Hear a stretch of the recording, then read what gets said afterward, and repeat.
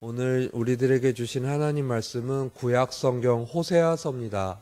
2장 14절부터 15절까지의 말씀입니다. 다 함께 한 목소리로 합독하겠습니다. 그러므로 보라, 내가 그를 타일러 거친 들로 데리고 가서 말로 위로하고 거기서 비로소 그의 포도원을 그에게 주고 아골 골짜기로 소망의 문을 삼아 주리니 그가 거기서 응대하기를 어렸을 때와 애굽 땅에서 올라오던 날과 같이 하리라. 아멘.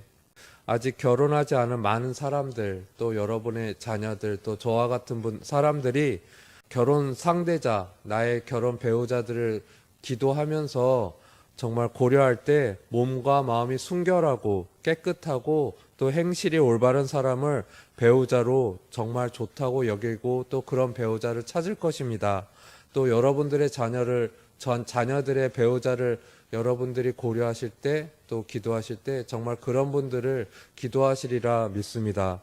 그런데 어느 누가 음란하고 또 방탕하게 살아왔거나 그렇게 살고 있는 사람과 결혼을 하고 싶을까요? 또 여러분들의 자녀가 혹시 그런 사람과 결혼하겠다고 하신다면 여러분들의 마음은 어떠실지 궁금하기도 합니다. 그런데 오늘 성경에 그런 분이 계십니다. 바로 저희들이 방금 읽었던 호세아 선지자입니다. 호세아 1장 2절을 보면 하나님이 호세아에게 이렇게 말씀하십니다.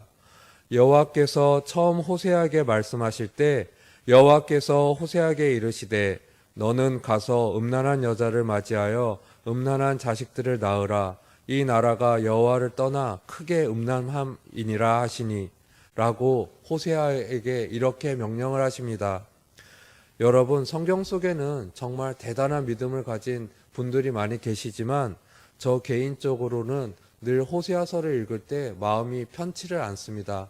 하나님은 왜 호세아에게 이렇게 어려운 명령을 주셨을까? 또 그러한 명령에 두 번 생각도 하지 않고 순종하셨던 그 호세아의 모습을 보면서 참 저로서는 감당하기 어려울 만한 이런 명령을 감당하신 호세아 선지자도 대단하시지만 또 그런 호세아 선지자를 통해서 하나님이 무엇을 보여주려고 하셨을까 늘 궁금하기도 하였습니다. 그런데 그 약속이 호세아서 1장 10절을 보면 이렇게 나와 있습니다. 그러나 이스라엘 자손의 수가 바닷가의 모래같이 되어서 헤아릴 수도 없고 셀 수도 없을 것이며 전에 그들에게 이르기를 너희는 내 백성이 아니라 한 그곳에서 그들에게 이르기를 너희는 살아계신 하나님의 아들들이라 할 것이라 라고 호세아 선지자에게 약속하고 계십니다. 여러분, 호세아라는 이름은 구원이라는 뜻입니다. 하나님은 죄를 범한 백성을 버리지 아니하시고 궁극적으로 회복시키시는 그 하나님의 의지와 잘 부합되는 인물입니다. 그래서 하나님 말씀대로 호세아는 음란한 여인인 고멜과 결혼하여 고멜의 옳지 못한 행동을 끝까지 인내하며 사랑하는 모습을 통해 범죄한 이스라엘을 끝까지 구원하실 하나님의 은혜를 바로 호세아의 삶을 통해서 보여주셨던 것이었습니다. 오늘 성경 본문 호세아 2장의 말씀은 범죄한 이스라엘 백성을 향한 하나님의 사랑을 잘 나타내고 있습니다. 그러므로 보라, 내가 그를 타일러 거친 들로 데리고 가서 말로 위로하고 이 말씀을 보면 하나님께서는 구원해 주신 하나님을 잊고 우상신 바알을 섬긴 이스라엘 백성들을 혼내시고 징계하신 후에 그냥 그 광야로 내버려 두신 것이 아니라 오히려 다시금 사랑으로 위로하고 계십니다. 그리고 그 이스라엘 백성들을 거친 들 광야로 이끌고 가시는 것을 보게 됩니다. 이스라엘 백성에게 거친 광야는 하나님과 첫사랑을 나눈 곳입니다. 출애굽한 이스라엘이 누구도 의지할 수 없었던 광야에서 하나님을 만났던 것입니다. 여러분들이 또 잘 알고 계시는 믿음의 다윗 왕도 정말 그 권력과 권자와 왕좌에 있을 때는 하나님을 만나지 못하셨습니다. 정말 믿음의 하나님의 기름에 부음 받으신 분이었지만 모든 권력을 갖고 힘을 가졌을 때는 오히려 실수를 하시고 정말 부끄러운 모습을 가졌던 분이었지만 그렇게 어려움 속에서 내 목 앞에 나를 죽이려는 칼이 들어왔을 때, 그 광야로 도망쳤을 때 결국 그 광야에서 하나님을 만나시는 것을 우리들이 잘 알 수 있습니다. 하나님께서는 바로 그 거친 광야에서 이스라엘 백성과 다시 혼인 관계를 새롭게 시작하시고자 하시는 것입니다. 이렇듯 하나님의 백성들을 향한 하나님의 사랑에는 변함이 없습니다. 여러분, 정말 여러분 또 여러 가지 또 때로는 그런 경험도 하셨을 거고, 또 우리가 인생을 살아가다 보면 하나님께서는 납득할 수 없는 절망과 좌절의 거친 광야로 이끄실 때가 있으심을 잘 아실 겁니다. 그렇다면 우리는 그 거친 들에, 그 거친 사막과 같은 황량한 광야에 서 있는 것 같은 마음이 들 때 저희들이 어떻게 할 수 있을까요? 누구도 의지할 수 없는 그곳에서 우리는 누구를 바라보아야 할까요? 또 여러분들의 자녀가 정말 마음이 어려워하고 힘들어하고, 엄마, 아빠, 나 정말 힘들어요, 나 광야에 있는 것 같아요 라는 말을 여러분들 또 부모님들에게 말씀드릴 때 여러분들은 어떤 얘기를 해주고 싶으신가요? 믿음의 사람들인 우리들은 온 세상의 주인이시고 전지전능하신 하나님만을 찾고 하나님만을 바라며 나아가야 하는 것입니다. 그런데 우리가 삶을 살며 그렇게 실천하기가 쉽지 않음을 저부터 고백합니다. 하나님께서 이스라엘과 사랑의 관계를 나누신 것처럼 저와 여러분과도 그런 관계를 맺으시고자 우리를 때로는 거친 광야로 이끄시는 것입니다. 거친 광야에 서서 힘들고 고통스럽다고 불평불만만 할 것이 아니라, 하나님 왜 저만 이렇게 힘들게 하세요 라고 눈물을 흘리는 것이 아니라, 바로 그때 우리와 사랑을 나누시고자 또 우리를 위로하시고자 광야로 인도하시는 하나님을 느끼시기를 바랍니다. 그런 마음에 또 하나님의 사랑을 기대하시고 더욱 세심하게 느끼며 우리는 감사해야 합니다. 그랬을 때 이스라엘 백성에게 거친 들, 광야가 구원의 소망과 장소였듯이, 하나님과 또 사랑을 나눈 장소였듯이 우리에게도 광야는 낙심과 좌절과 눈물의 장소가 아닌 바로 구원과 소망의 장소가 될 것입니다.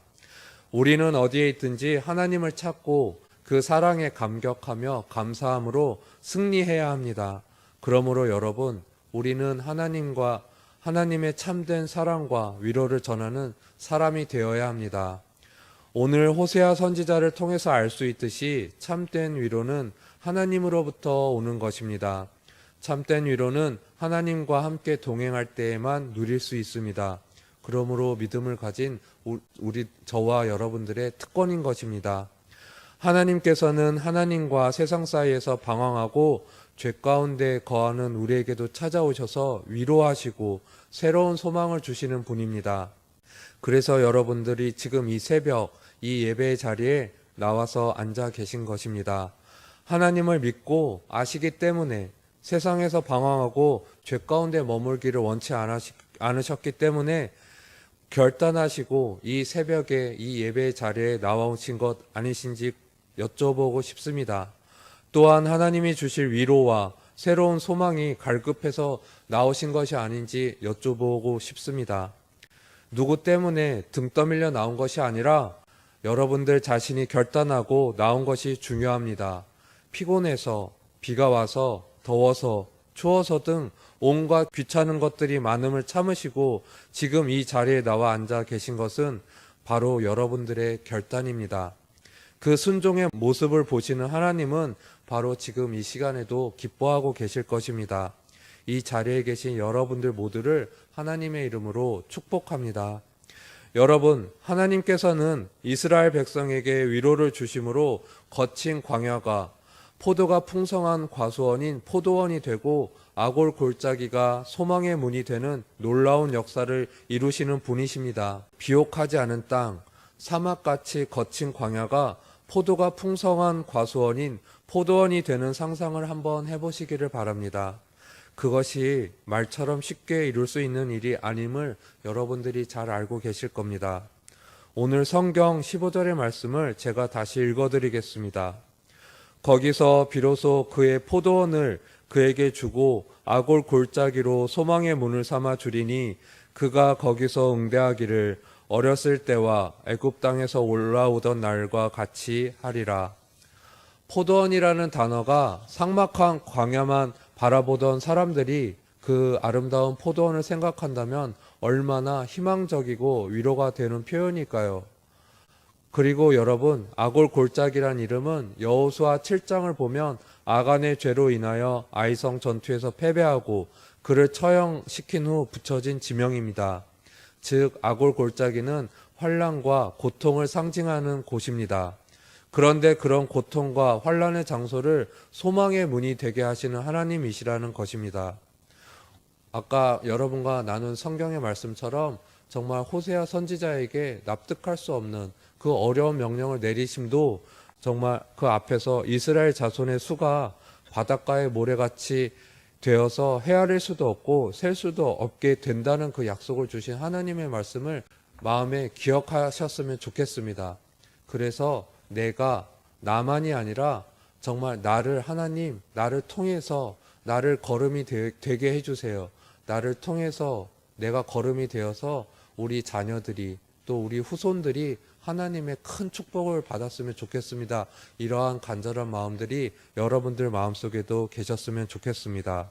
이런 하나님께서 우리들과 함께 하시기에 또 이스라엘 백성과 함께 하시기에 광야가 구원과 소망의 장소인 것입니다.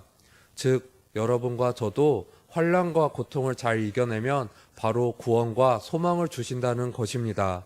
하나님께서 함께 하시기에 연약하고 부족할지라도 우리가 구원과 소망의 사람들인 것입니다.